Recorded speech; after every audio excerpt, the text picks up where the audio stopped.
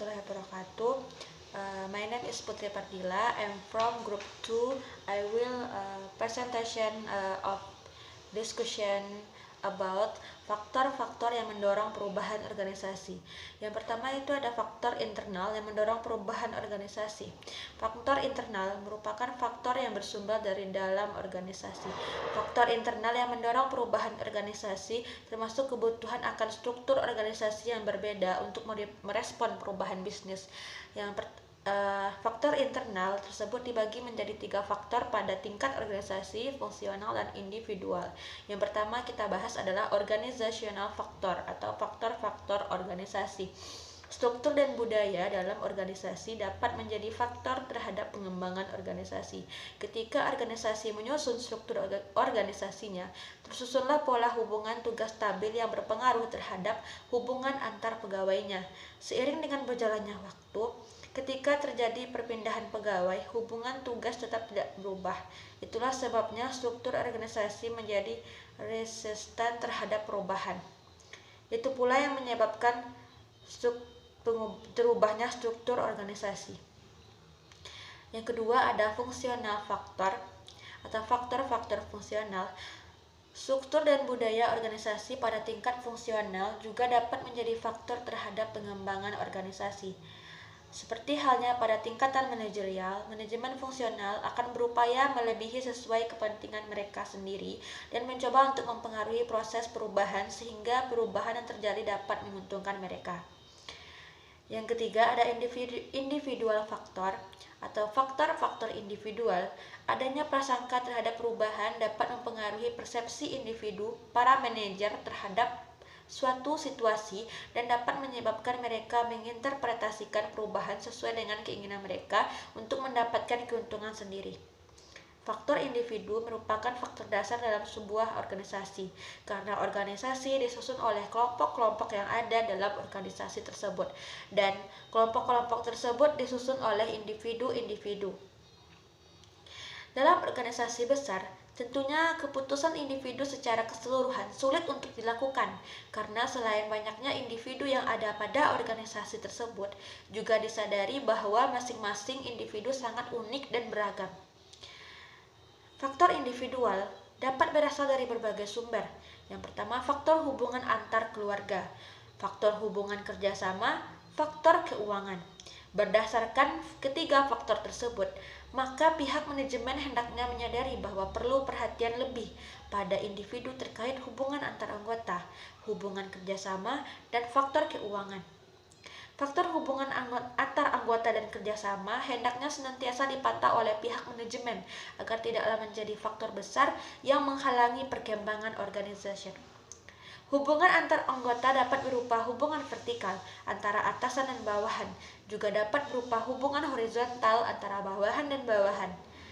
Biasanya, faktor ini sangat dipengaruhi oleh iklim organisasi yang ada pada organisasi tersebut. Maka, hendaknya diperlukan upaya agar iklim organisasi menjadi kondusif, bisa dengan cara menciptakan iklim komunikasi yang efektif dan efisien dan dengan cara mengagendakan agenda-agenda keakraban agar terciptanya suasana akrab antar anggota. Selanjutnya, ada faktor keuangan. Faktor keuangan juga mempengaruhi individu anggota yang ada dalam organisasi. Biasanya, anggota dengan keuangan yang kurang, mereka juga memiliki pekerjaan sampingan atau mencari tambahan keuangan, sehingga membuat anggota tersebut kurang fokus dalam bekerja dan pada akhirnya dapat menghambat pengembangan organisasi. Yang kedua ada faktor-faktor eksternal yang mendorong perubahan organisasi. Faktor eksternal merupakan faktor yang bersumber dari luar organisasi. Organisasi yang baik akan bersikap responsif terhadap perubahan di luar organisasi, memberikan respon yang tepat terhadap perubahan agar organisasi tersebut mampu menyesuaikan dengan perubahan tersebut sehingga dapat tetap bertahan di tengah perubahan yang terjadi. Beberapa faktor eksternal yang mempengaruhi pengembangan organisasi adalah faktor teknologi, faktor politik, faktor pendidikan, faktor ekonomi, sosial, dan budaya. Teknologi.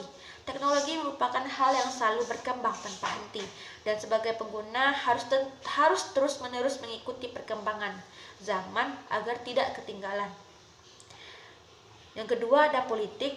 Apabila ada perubahan politik dalam suatu organisasi, maka organisasi harus mengetahui perubahan tersebut, dan terkadang dengan adanya politik tersebut dapat memaksa suatu organisasi untuk melakukan perubahan. Yang ketiga ada pendidikan. Organisasi-organisasi yang membutuhkan tenaga kerja profesional yang memiliki keahlian cenderung lebih memilih untuk merekrut anggota dengan kualifikasi akademik pendidikan yang sesuai dengan bidang keahliannya. Oleh karena itu, tingkat pendidikan anggota organisasi menjadi faktor yang berpengaruh terhadap pengembangan organisasi. Semakin baik kita dalam dunia pendidikan, maka semakin baik perkembangan dalam organisasi. Yang keempat ada ekonomi. Kondisi perekonomian yang bersifat dinamis serta tidak dapat diprediksi akan mempengaruhi perubahan dalam suatu organisasi.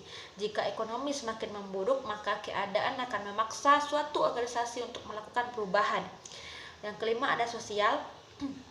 Perubahan keadaan sosial pada suatu masyarakat yang berada di sekitar organisasi tertentu akan mempengaruhi kebijakan-kebijakan yang dikeluarkan oleh suatu organisasi. Hal ini karena perkembangan zaman akan berdampak pada perubahan budaya masyarakat dan berlanjut menjadi fenomena sosial dan akan mempengaruhi suatu organisasi. Yang keenam ada budaya. Budaya adalah nilai yang hidup dan berkembang dalam masyarakat, sehingga menjadi kebiasaan karena menjadi pola kehidupan yang terus diulang. Masuknya nilai-nilai yang baru dalam masyarakat menjadikan perubahan kebudayaan yang dipengaruhi dari luar. Organisasi pun turut serta berubah karena perubahan ini. Selanjutnya ada faktor-faktor penyebab kegagalan organisasi. Menurut Nadler, tahun 1983 halaman 554 sampai 555 mengemukakan bahwa dalam upaya melaksanakan perubahan, organisasi terdapat 3 problem atau masalah yang akan dihadapinya atau muncul nantinya. Yang pertama ada resistensi atau penolakan terhadap perubahan. Yang dimaksud resistensi atau penolakan terhadap perubahan adalah bahwa anggota cenderung menolak perubahan dan berusaha mempertahankan status dan kenyamanan kerja sebagaimana yang telah mereka capai sebelumnya. Perubahan akan membawa mereka kepada sesuatu situasi yang kacau sehingga menimbulkan kecemasan. Pasalnya, mereka sudah terbiasa dengan lingkungannya, menjalin hubungan baik dengan teman-teman sejawatnya dan juga pemimpinnya. Perubahan organisasi akan merusak berbagai hubungan yang sudah terjalin tersebut. Dalam situasi ini, nanti tidak ada jaminan bahwa mereka akan memperoleh kedudukan yang lebih tinggi atau setidak-tidaknya sama dengan apa yang mereka dapatkan dalam kondisi yang lama, sehingga terjadilah penolakan atau cenderung terjadi penolakan terhadap perubahan organisasi ini. Yang kedua ada pengawasan organisasi. Mekanisme pengawasan sebagaimana tergambar dalam struktur organisasi hanya dapat dilakukan dengan efektif pada situasi yang stabil. Dalam masa transisi, belum jelas benar siapa mengawasi siapa atau siapa bawahan siapa karena strukturnya mengalami perubahan. Yang ketiga ada kekuasaan problem. Pada umumnya, dalam sebuah organisasi termasuk sekolah terdapat kelompok-kelompok atau grup yang memiliki kekuasaan dalam mengendalikan organisasi. Kelompok-kelompok seperti ini memiliki pengaruh yang besar terhadap pemimpin dan ikut mewarnai kebijakan-kebijakan yang diambil dalam organisasi. Selanjutnya adalah dalam faktor yang menjadi penyebab kegagalan perubahan organisasi ialah yang pertama adalah perubahan berlebihan. Menurut Stan Saker tahun 2001 mendefinisikan perubahan berlebihan terjadi manakala sebuah organisasi melakukan berbagai macam perubahan, namun perubahan-perubahan tersebut tidak terkait satu sama lain. Justru sebaliknya, perubahan yang beraneka ragam tersebut terkadang saling bertolak belakang. Sementara itu, Jazak, Kreis, dan Berezer tahun 2005 menyimpulkan bahwa situation yang bisa menimbulkan excessive change adalah satu, manajer melakukan perubahan organisasi ketika lingkungan atau organisasi itu sesungguhnya tidak membutuhkan perubahan.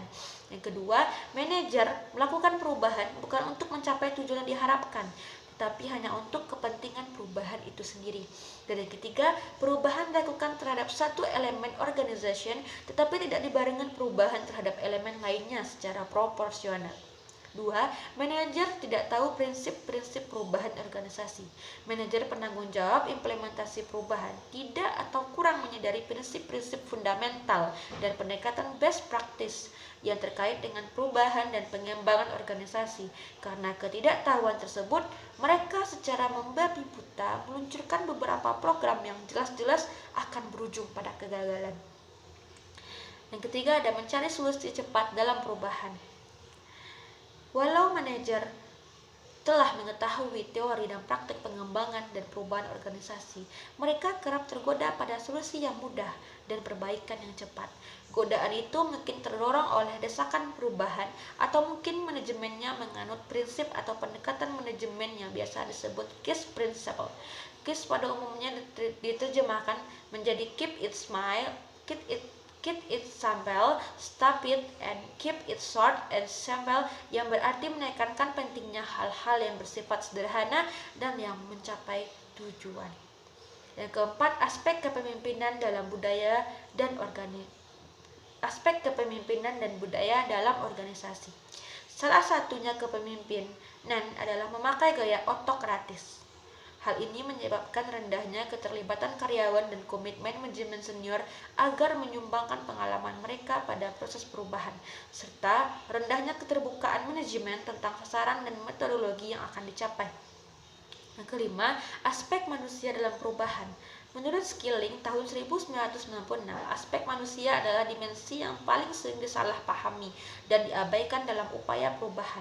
Mengolah aspek manusia secara efektif berarti memberi perhatian pada proses psikologis yang dijalani orang-orang yang terlibat dalam perubahan. Maka dari itu, berilah perhatian, penuhi kebutuhan untuk karyawan, dan jangan memperlakukan mereka seperti budak atau buruh. Nah, sekianlah materi yang dapat saya sampaikan. Thanks for it. Assalamualaikum warahmatullahi wabarakatuh.